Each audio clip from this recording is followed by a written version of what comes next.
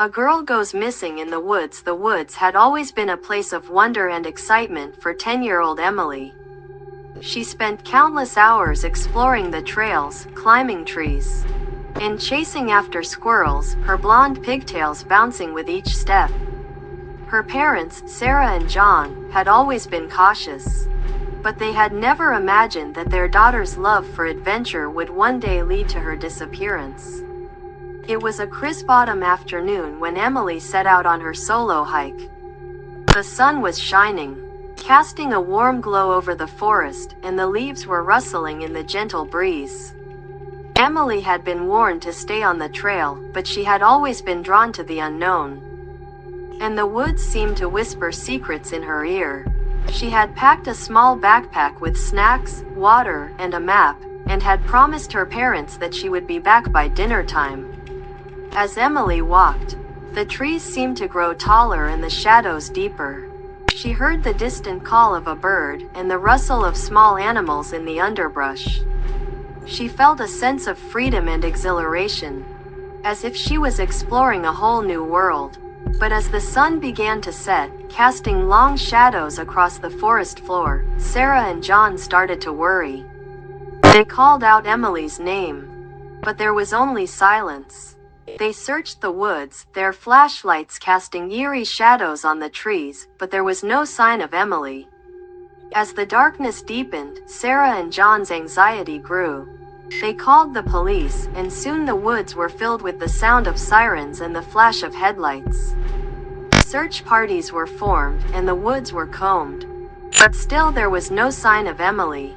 It wasn't until they stumbled upon a decrepit and scary doll, half hidden in the underbrush, that they felt a chill run down their spines. The doll was old and worn, its porcelain face cracked and faded, with a sinister grin spreading across its cheeks.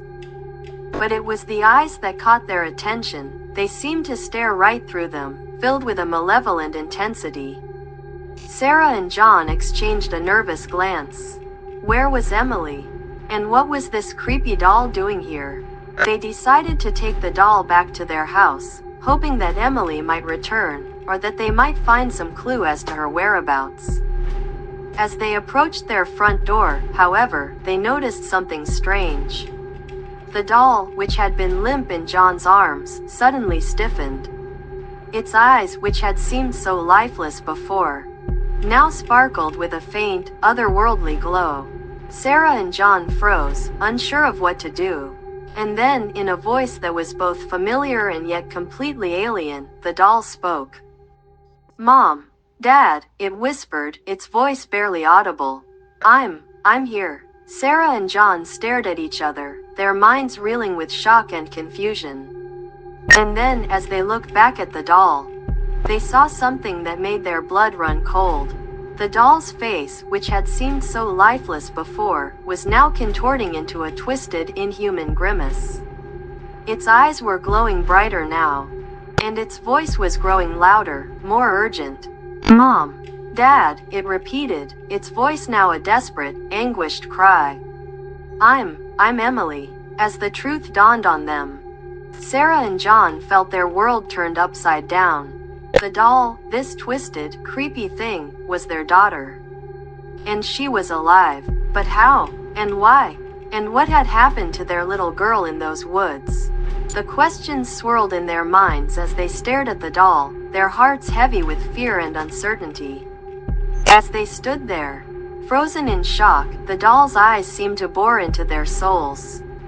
They saw a glimmer of Emily's spirit, trapped inside this twisted, porcelain shell.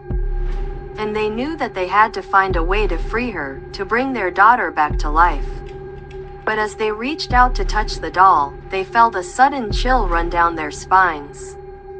The doll's eyes seemed to flash with a malevolent intensity, and its voice grew louder, more menacing. "You shouldn't have come here," it hissed. "Now you'll never leave." And with that, the doll's eyes seemed to glow brighter, and the room was filled with an eerie, otherworldly light. Sarah and John were consumed by a sense of dread, as they realized that they were trapped in a living nightmare, with their daughter's soul hanging in the balance.